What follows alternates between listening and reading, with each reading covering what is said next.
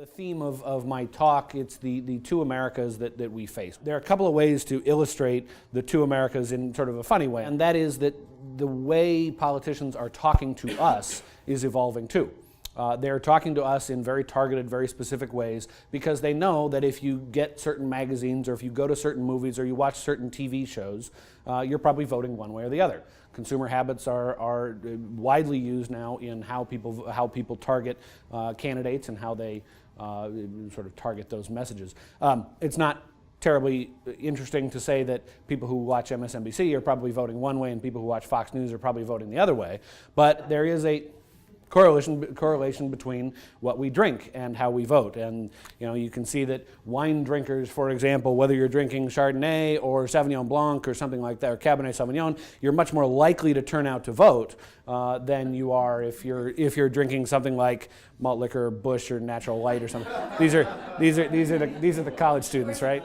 There are just some funny things you can point out here. You got your bourbon whiskey, or the Canadian whiskey. Basically, if you're a whiskey drinker, you're probably voting Republican. On the other hand, if you're quaffing a nice cognac, you're probably on the Democratic side.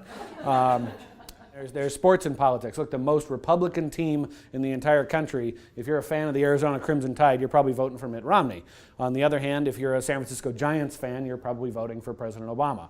And another great way to describe this is just based on what we watch on TV. And I love showing this. This is the red America versus blue America in one television map. This is an event that took place in August of last year. The TV markets, media markets in red watched more than the average American media market did. The TV markets in blue watched less than average. So the darker blue, the fewer people watched. The darker red, the more people watched. Anybody have a guess as to what this is? It was in August of 2013. August 4th. Very good. Nice job. Yeah. It's a human business legacy we want to leave behind us.